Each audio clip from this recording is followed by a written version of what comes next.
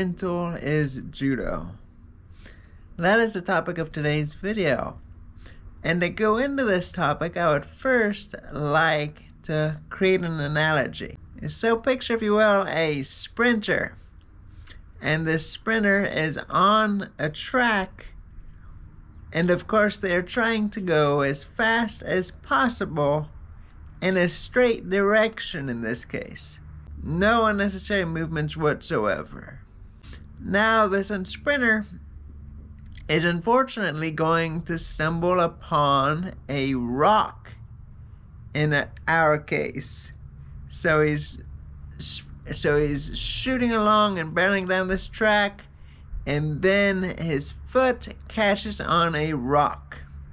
Because of how quickly he is accelerating down this thing, the force that he's generated is going to continue going that direction, and he'll probably be experiencing a bad fall because of all the momentum he has generated, and it's going to keep shooting forth even if his body is now no longer able to do so. So he's going to take a big fall. When it comes to our topic, Judo is the rock in this case.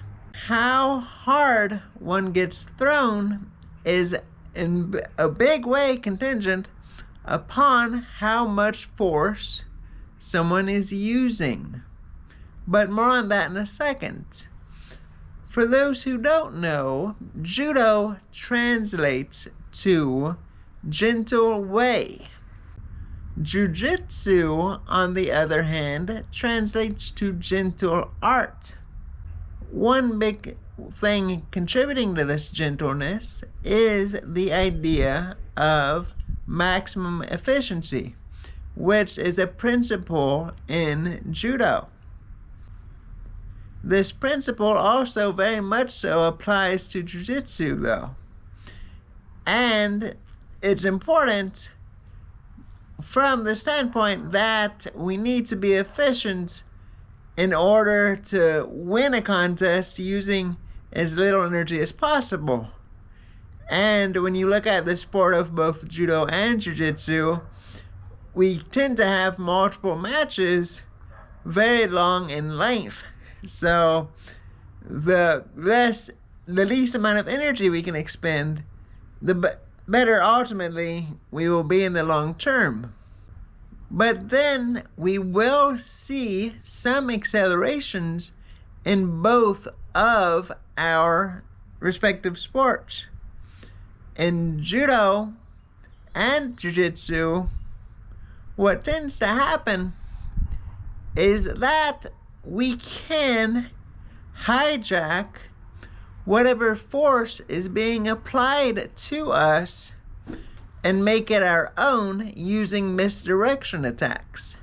So, for instance, our common scenario of a push being countered by a pull, the counter is even stronger if, depending on how strong that push is. So if they're pushing incredibly hard on us, then our pull will be that much more effective, and that's how we can really send someone flying. So to conclude, as to how gentle the martial art of Judo is, it is kind of contingent upon the amount of force you are bringing into it. And especially if you are approaching a judoka and using techniques and strategies that are very timeable in nature. Like if they're another one would be singular in approach. If I'm doing something and I've done it multiple times, the same kind of technique, then it's going to be that much easier for that particular judoka to hijack my force and use it to increase their technique, the amplitude of their technique. So it can be resulting in a bigger movement for them, which will have the effect of creating a potentially bad throw that we have to take on our end.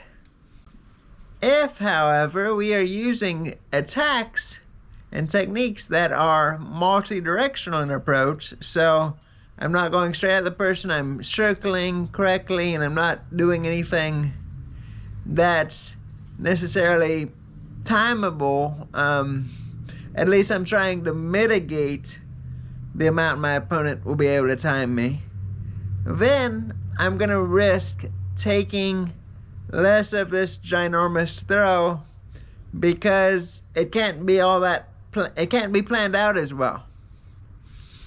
The same is true in Jiu-Jitsu, where if we are attacking singular and not mixing things up at all in a particular grappling scenario, then it could result in us being in a position in which we are swept, or maybe just outright submitted, because we just attacked and were predictable the whole time, and they can still take whatever force we are bringing to the table and hijack it and make it their own. But these have been my thoughts on this topic, and I hope you've enjoyed listening to them. But also, please consider liking and subscribing, and let me know in the comments how you feel about my new animation as well. So I was very excited to present that to you. But thank you guys so much for watching, and take care.